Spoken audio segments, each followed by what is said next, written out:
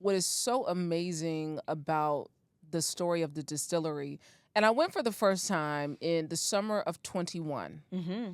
That was my first time going.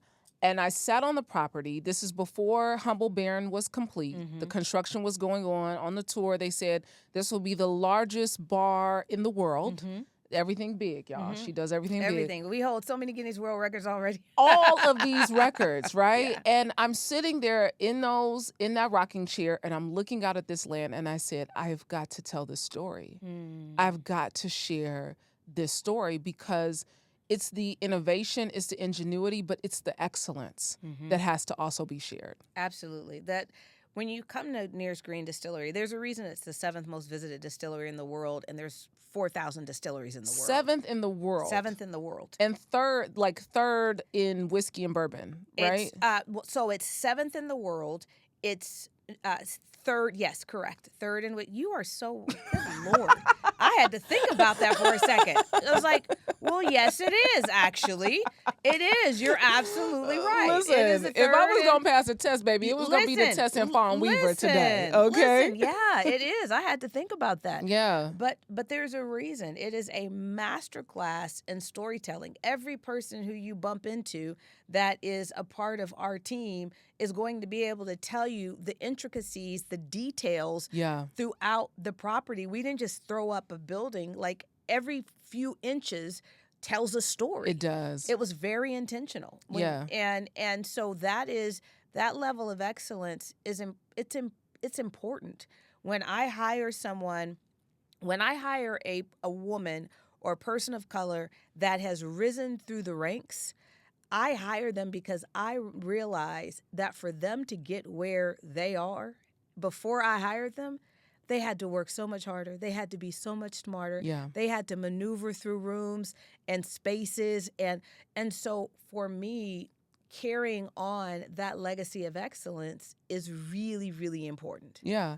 I mean, and the other importance was not just telling the story, it was owning the land. Oh, that's not a question. Yeah. That's not a It's question. owning the land. You said recently in one of you were on a stage recently, and you said there are certain things in this country we make about race when it is about money. It's not about our color, it's about our economy. The way we change the game is not DEI, it's owning the properties. 100%. Yeah. What we look at in so many instances is race.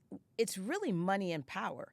And so people will look at, great example, because everyone is looking at our current president and talking about the fact that he's wiping out DEI. Yeah. And that is the focal point. So here is case in point. His Justice Department shut down a lawsuit against a black mayor of New York. Yeah. Why? Because that black mayor of New York has the power to help him with his agenda. Mm. If it was race, then just on GP, he'd be like, get him out of there, get somebody white in there. No. He said, and they asked, have you even read the case? No, didn't need to. So you have just had your Justice Department go shut down a case that they have been working on for, at least try to, for a really long time. Years. On behalf of a black man. Yeah. So a lot of the things that we think are race is economics. And we have to understand that we are a country that was built on capitalism. And the only way that you are going to advance in a country built on capitalism is not try to help its morality. That's not how we were built. Not try to help its morality. That's not what this country is. Yeah. Go all the way back to our founding. There were Native Americans on this land. Absolutely. We rounded them up and put them on reservations. We rounded them. That is the history of this country. We brought in enslaved people and beat them and raped them. And this is we keep trying to give it morals. We've got to understand who we are. Absolutely. As a country. As a country. Now, who we are as Americans, that's different. But you got to understand, the system was not built for morality. Yeah. As a matter of fact, when we look at the life, liberty, and pursuit of happiness, we borrowed that from Europe, right? But in Europe, it was life, liberty, and the pursuit of property. You know why we couldn't use that?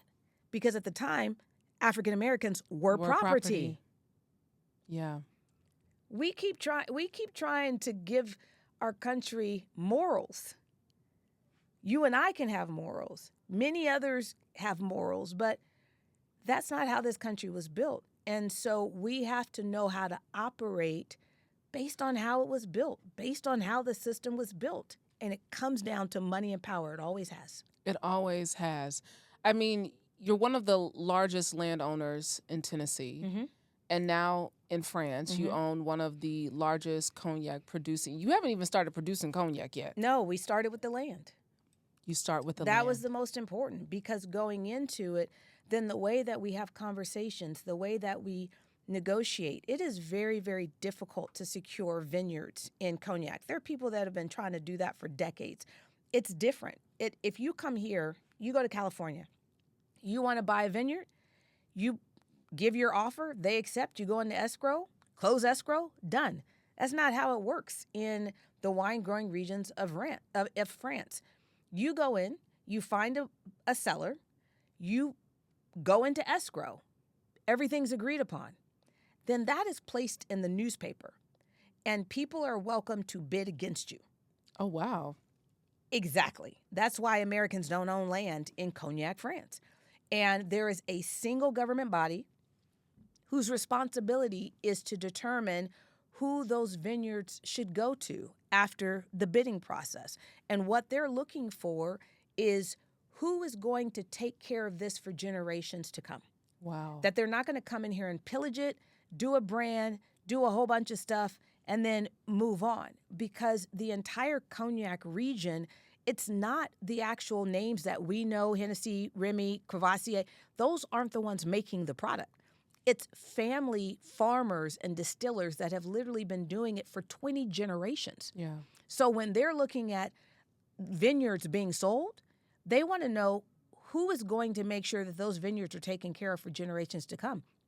So when I sat down with the mayor of Cognac, the president of Grand Champagne, the woman who actually makes the determination for the government of who will have it, Madame Massacre, it's spelled massacre, but it's Massacre. When I sat down with all of them and they wanted to know, well, what does this look like for you for the next 10 years? My response to them was, I could tell you what it looks like for the next 100. I mean, but that's a true visionary, because companies, corporations, you have to be thinking 100 years from now if you are going to survive in business. I had the succession plan in place for this company 18 months in. Everybody knew their roles. If I'm on a plane and that plane goes down, y'all bet not skip a beat in building this company. Hey, Vault family, thanks for watching. If you enjoyed this clip, make sure to check out our full interview on our channel at Vault Empowers Talks. We don't just scratch the surface. We dive deep into the lives of some of the world's most influential leaders and change makers. Don't forget to like, to comment, and be sure to subscribe for more inspiring conversations. See you next time.